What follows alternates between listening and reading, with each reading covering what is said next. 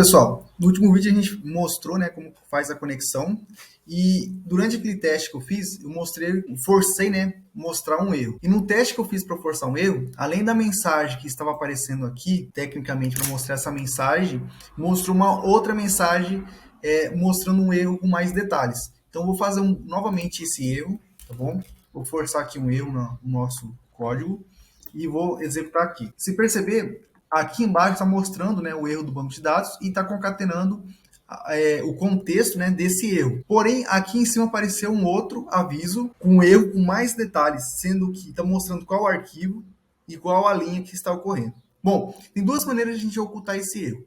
E como eu comentei e reforçando, quando você está num ambiente de desenvolvimento, esses erros são fundamentais para você conseguir se localizar e encontrar o erro mais fácil, tá bom? Então, quando você está trabalhando num local roxo, por exemplo, na sua máquina, mantenha esses erros ativos, porque facilita muito e vai facilitar a sua identificação no futuro de alguma falha que venha a ocorrer. Porém, quando vai para a produção, né, o projeto, tem que remover esses erros, né, desativar os erros, por quê?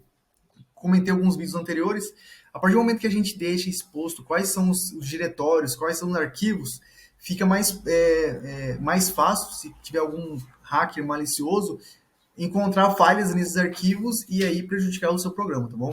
Então, eu vou mostrar aqui um exemplo de como desativar esses erros. Tem duas maneiras. Primeira maneira que vai desativar qualquer tipo de erro, eu já deixei uma cola salva aqui no meu Ctrl+V, que é o recurso init7. Isso aqui é uma função do PHP, tá bom? Se você consegue adicionar vários valores que o PHP possui, depois procurem o que é o init7. O init7 tem uma variada funções que poderia ser utilizada de recursos rápidos para o PHP. Entre eles, a gente tem aqui essa variável display errors, ou seja, eu estou colocando aqui valor 0, ou seja, por estar com valor 0, ele vai inativar todo tipo de erro que vai exibir para o front-end. E esse erro reporting, que é um relatório de erro também, eu vou marcar ele como 0, ou seja, o 0 na computação é falso, né? Então é um valor falso.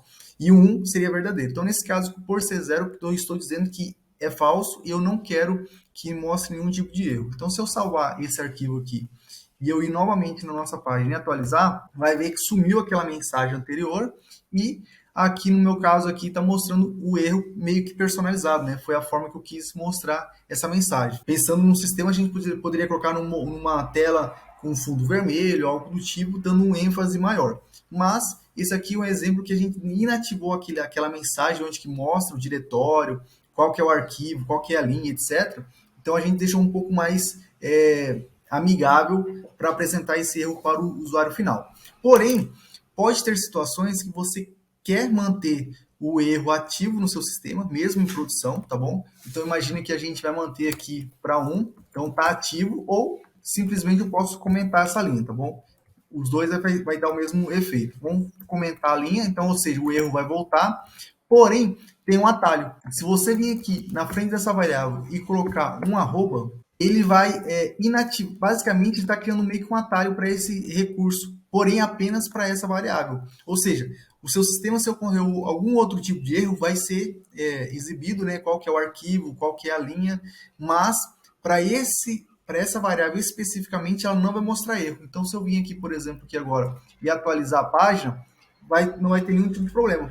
Por exemplo, se eu vir aqui agora e fazer esse tipo de situação, que é uma situação das sessões que eu comentei lá no vídeo anterior, então eu vou colocar aqui uma sessão que não existe, por exemplo, vou colocar aqui teste, e vou salvar e vou executar, ele vai mostrar para mim aqui, ó, que a sessão na linha 7 não existe, é uma variável que não existe valor. Porém, se eu vir aqui e colocar um arroba na frente dessa variável e executar, ele não me mostra erro. Por quê? Eu ocultei o erro apenas dessa variável, apenas dessa linha. Então, tem as duas formas. Vai ter momentos que você vai querer deixar o erro ativo no seu código, independente se está na produção ou não, porém, ocultando em linhas específicas. Qual que é o problema de usar esse recurso aqui?